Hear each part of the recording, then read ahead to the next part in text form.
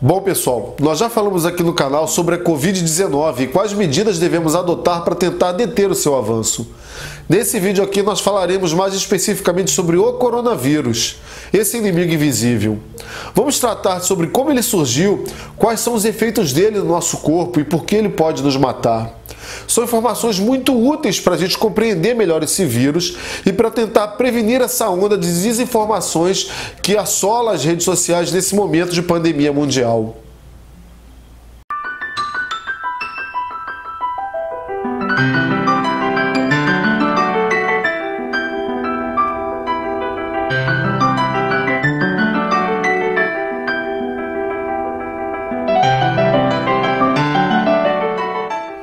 Fala galera, sejam bem-vindos novamente ao canal Papo de Primata. E inicialmente eu já devo dizer que se você vem nesse vídeo em busca de informações sobre como se prevenir para não contrair Covid-19 ou o que você deve fazer se estiver apresentando sintomas, eu recomendo assistir esse outro vídeo aqui onde eu trato especificamente sobre essas informações. Nesse vídeo aqui a gente vai falar sobre o coronavírus. Nós vamos nos aprofundar mais sobre esse organismo, mas não se preocupem, esse não é um vídeo muito técnico voltado só para biólogos, ok? Eu vou tentar explicar essas informações de maneira que qualquer pessoa possa compreendê-las. Como eu havia falado no vídeo anterior, coronavírus é a denominação comum para alguns vírus de um grupo específico, cujas variedades capazes de infectar o ser humano nós conhecemos desde 1965, quando pesquisadores identificaram um vírus que causava um tipo de resfriado em seres humanos. Na mesma década, outros vírus com características semelhantes foram sendo encontrados e os pesquisadores se deram conta que estavam diante de uma nova família de vírus. Eles batizaram essa família de Coronaviridae, a família dos coronavírus.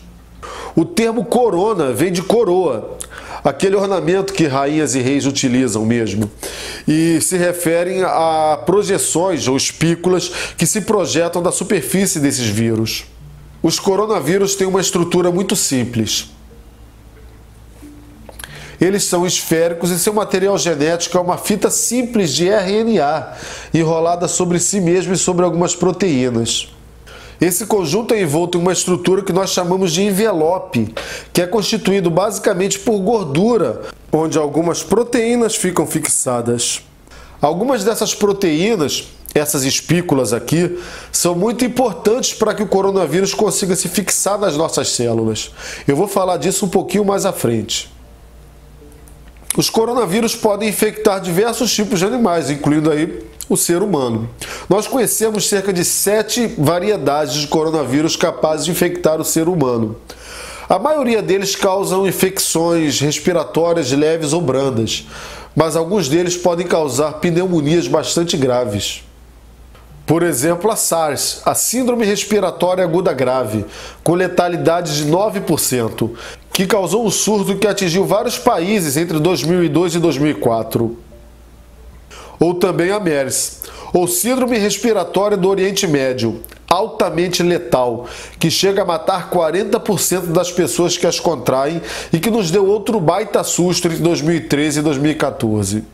E em dezembro de 2019, nós identificamos pela primeira vez na província de Wuhan, na China, a doença que foi chamada de Covid-19, que rapidamente se tornou uma pandemia mundial.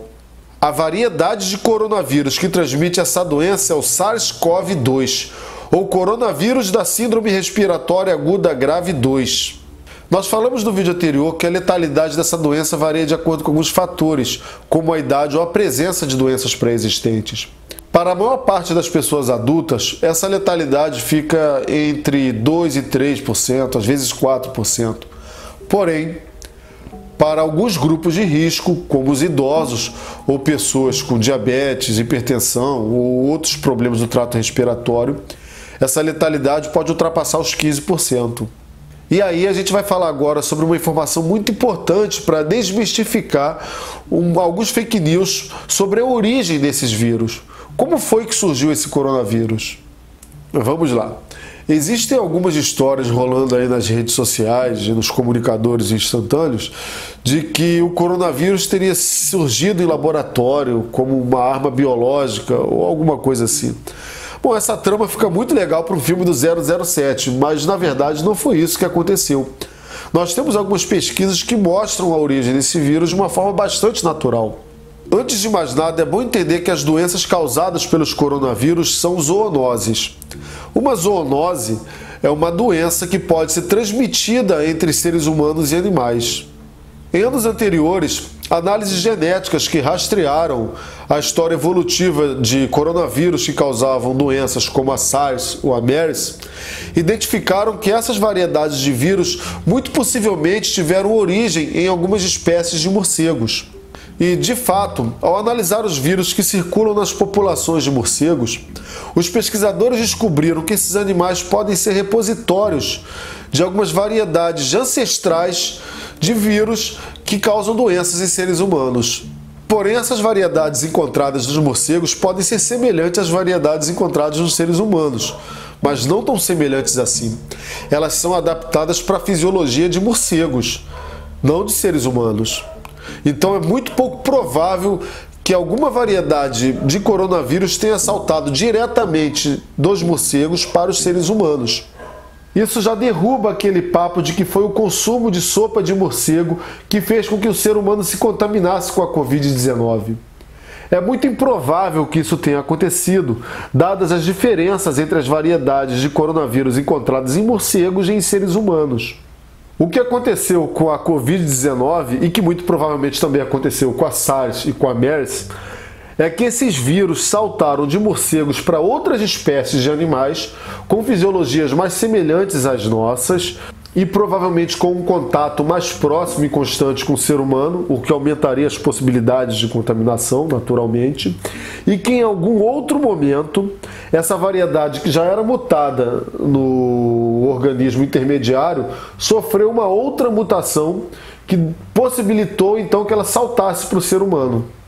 No caso da SARS, segundo também análises genéticas, o hospedeiro intermediário foi um animal silvestre mantido em cativeiro para alguns fins, a civeta, um mamífero pouco conhecido por aqui. Já no caso da MERS, o vírus provavelmente saltou dos morcegos para os camelos, e só depois saltou dos camelos para os seus criadores humanos. Pois então, pesquisadores analisaram geneticamente o coronavírus que causa Covid-19 e perceberam que ele passou pelo mesmo tipo de processo. Bastava então descobrir qual foi o animal intermediário que serviu como ponte entre os coronavírus que existiam nos morcegos e o que contaminou os seres humanos posteriormente. Análises de DNA sugerem que esse animal provavelmente tenha sido o pangolim malaio, um tipo de mamífero caçado, contrabandeado e mantido em cativeiro para extração de carne, de pele ou das suas escamas. Um estudo recente mapeou quais foram todas essas mutações e, mais ainda, mostrou evidências fortíssimas de que elas ocorreram por seleção natural. Ele não era um vírus que existia e foi manipulado, e sim uma variedade totalmente nova surgida por evolução. Então, o coronavírus que causa Covid-19 surgiu naturalmente e não em laboratório. Isso é balela, tá, gente? Mentira.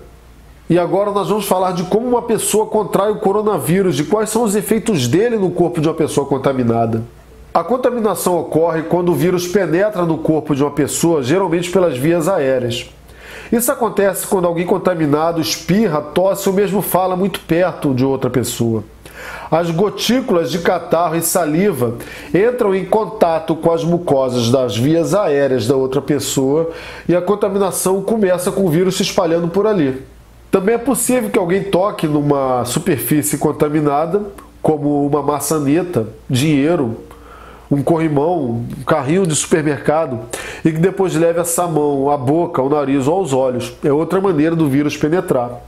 E não podemos esquecer que algumas pesquisas mostram que esse vírus fica suspenso durante algumas horas no ar. Ou seja, simplesmente inspirar o ar onde encontra-se esse vírus pode fazer com que uma pessoa seja contaminada por ele. Uma vez dentro do corpo, os vírus vão infectar as células e se replicar lá dentro. E a maneira que ele faz é a seguinte: o vírus se aproxima da célula e se prende a ela com uma das suas espículas. Agora perceba que para que isso aconteça, essa espícula tem que se conectar com um tipo de receptor específico existente na membrana da célula. Então aqui eu faço um parêntese para uma explicação, tá? Se um coronavírus entrar num organismo qualquer e não encontrar nas células desse organismo um receptor onde ele possa se conectar, então ele não vai conseguir invadir a célula e não vai haver contaminação. Então, se um coronavírus presente no animal penetrar no corpo humano e não estiver adaptado para esse tipo de organismo, ele não vai encontrar nas células um receptor onde possa se conectar e não vai haver contaminação. O que ocorreu é que dentro do corpo do animal intermediário, talvez o pangolim, o coronavírus sofreu uma mutação para que conseguisse se conectar aos receptores existentes nas células do ser humano. E aí, uma vez adaptado, ele pôde circular facilmente pelas populações humanas. Mas vamos continuar. Após se acoplar com a célula, o vírus libera dentro dela o seu material genético, que vocês devem lembrar, eu falei que está sob a forma de RNA. Esse RNA será lido pelo maquinário celular que irá replicá-lo e produzir proteínas de novos vírus. Esses novos vírus então irão deixar a célula e contaminar milhões de outras. E é assim que a Covid-19 se espalha. A infecção começa nas vias aéreas superiores, nas mucosas do fundo do nariz e na garganta. E ali a luta já começa, produzindo sintomas como coriza e dor de garganta. É o organismo já tentando lutar contra esse invasor e produzindo inflamações no processo. Isso porque conforme os vírus começam a se multiplicar descontroladamente, as células onde eles estão se multiplicando começam a morrer. Ou porque a carga viral dessas células é grande demais para elas suportarem, ou porque o organismo, percebendo que essas células estão contaminadas, começa a destruí-las. Mas em ambos os casos, a morte da célula libera uma enorme quantidade de vírus para contaminar as demais. É uma reação em cadeia. Isso causa inflamação, produzindo material liquefeito com restos celulares com alta carga viral, presente, por exemplo, no escorrimento da coriza. Só que, infelizmente, essa inflamação não para nas vias aéreas superiores. O vírus vai se alastrando, descendo pelo sistema respiratório até atingir os brônquios. A mucosa dos brônquios inflama e causa irritação, provocando a tosse. E como uma resposta do corpo que tenta combater o vírus, pode aparecer a febre e surgir também calafrios. É uma tentativa do corpo de tentar aumentar sua temperatura para destruir o invasor e conter a infecção. Nesse momento, a pessoa já se sente mal e percebe que tem algo errado. Felizmente, na maioria dos casos, o corpo consegue debelar a doença e ela não consegue avançar muito dessa situação, parecendo bastante com uma gripe ou um resfriado comum.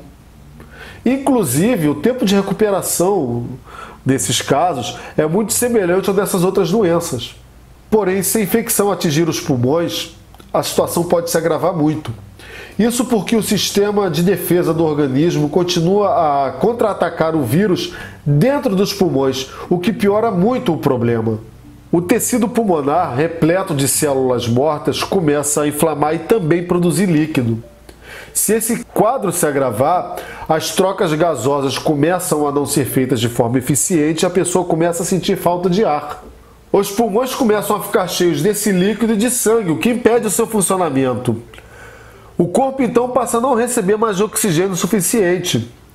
Isso leva à insuficiência respiratória, que, dependendo da gravidade, exigirá que a pessoa seja hospitalizada e conectada ao respirador. E é por isso que os pacientes mais graves de Covid-19 precisam ser entubados. E o vírus pode ainda afetar outras partes do corpo. O coração, por exemplo, se não receber oxigênio suficiente, vai falhar. E se isso acontecer com o cérebro, ele pode ficar lesionado permanentemente. Assim, se a infecção não for detida, o coronavírus pode levar o paciente à morte. Sem contar que a capacidade pulmonar de um paciente de Covid-19 pode também ser afetada permanentemente. Pois é, como a gente já viu no vídeo anterior, embora a taxa de letalidade dessa doença seja baixa, a taxa de hospitalização dela é alta, podendo ultrapassar 20%. Isso, sem dúvida, sobrecarregaria o nosso sistema de saúde. Hoje, estamos tentando evitar que a doença se propague pela população numa velocidade maior do que o sistema de saúde consiga atender.